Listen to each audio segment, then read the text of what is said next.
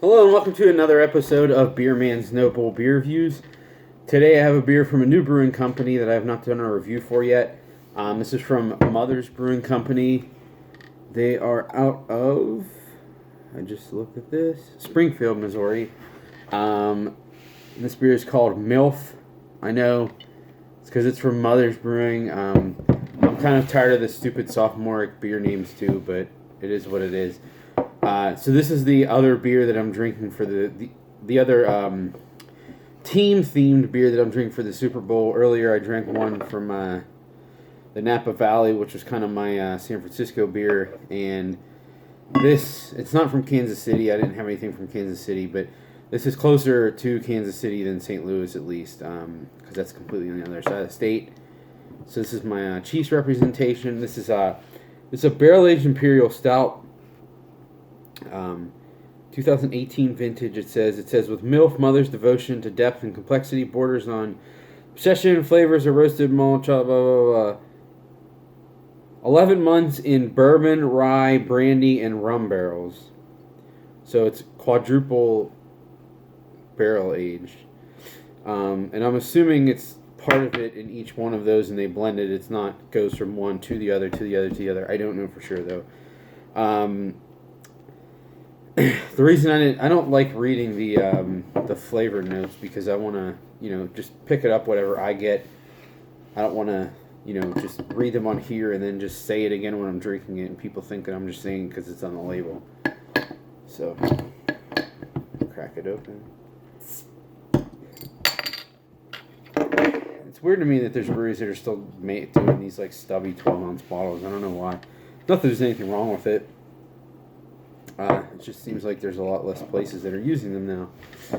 Well, I guess bottles in general are not necessarily a thing as much, at least not 12 ounces.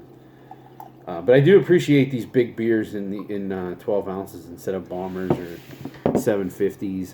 500 milliliters are okay, but 12 ounces is best for this. I mean, sometimes even like a really like the Brewery Black Tuesday, I wish that came in like a 7-ounce bottle. That would be perfect. You split it with a couple people, everyone gets like 2 or 3 ounces.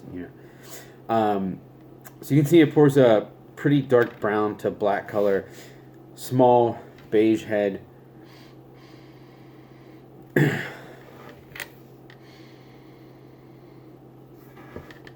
So I am getting something that's coming off as metallic. And almost like that metallic cherry character, like cherry pie feeling character that you get sometimes when something's infected. So I'm kind of worried about this. But there is like some fudge underneath it too. I guess I get like some vanilla oaky bourbon, but it's pretty small. It's kind of a combination of that cherry metallic character and fudge.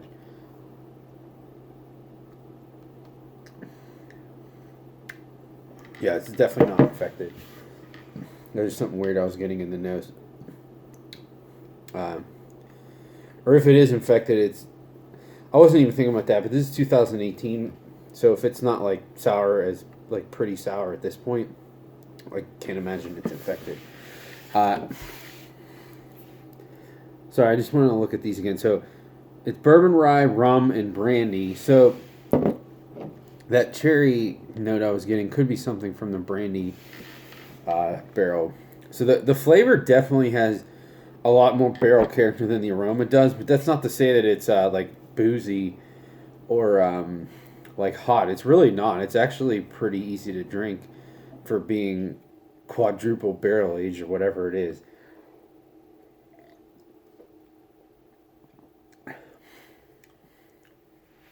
And so I think I've only had this once, and when I did, it was at Fobab,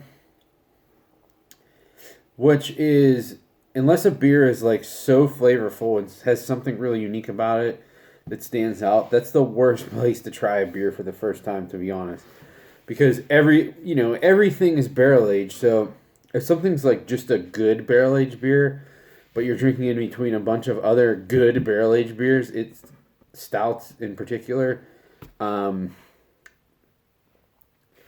it's gonna be lost in a sea of everything. So I am kind of glad that I'm getting to try this on its own, because I remember thinking, oh, it's not that good, it's overrated. And I do kind of, because when this first came out, this was actually kind of hyped. And I don't think it's good enough to warrant that, but it's still a good beer.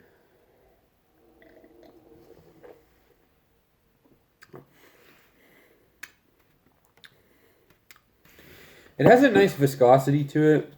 It's definitely not thin. It comes off, it is like a little pruny, and I don't know if that's something from the actual beer itself or something from the possibly brandy barrels. I do get some of that like rum character that I get from rum barrel aged stuff. It's kind of just like a general like brown sugar ethanol flavor. It is still fudgy, like the aroma. It's actually even more so than I was expecting from the smell.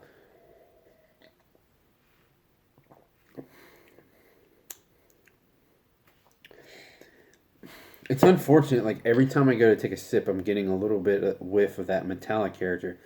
And I get it in the flavor, but it's so muted that if it wasn't in the nose, I don't think I would even pick up on it, to be honest. It has a good bit of, well, I already said it's fudgy, but it has like a good bit of like dark cocoa powder flavor too. And I don't know, someone sent this to me in a box, so I have no idea what this costs. But I'm pretty sure I remember just from seeing different things, this is pretty reasonably priced. I mean, just because of the serving size, I'm assuming it's not that expensive. It could still be like 10, 12 bucks. I don't know. But I thought it was even less than that. And if that is the case, if this is in single digits, this is a buy for me, for sure. If it's in double digits, I don't know. It depends. If it's like exactly 10 bucks, maybe. I feel like, though, I could get a 750 of something better than this, which that would be roughly the same price. So I'm gonna give this a buy, and most of that is specifically based on price and the style of beer that it is, because there's so many breweries that are making things like this now.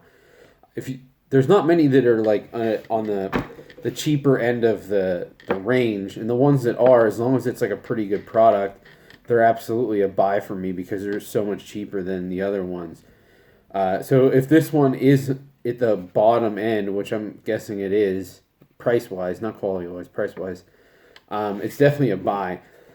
But I will say I don't know that it's that much better than like the Central Water stuff, which is also pretty cheap. So if it's in that realm, then it's a buy. If it's more expensive, then it's not, because you could just get the Central Water stuff easily from someone that lives in Wisconsin. But in general, I'm going to say this is a buy. It's a pretty well-made beer. And even, I'm kind of surprised it's 11%. I would guess that it's actually bigger than that. It's not even that hot. It's just, it is pretty viscous, and it's a big beer, like mouthfeel-wise. So I'm kind of surprised it's like 11%. There's only a few beers that are only 11% that have a mouthfeel like this, and they're usually like things from Bell's. Like Black Note or that, something like that is usually this hefty, but even there, like Barrel Age Expedition and Founders Barrel Age Imperial Stout are bigger than, they're with them in barrels, they're like 13-14%, so it's pretty hefty for 11% beer, so they did a good job on that. So I'm gonna give this one a buy.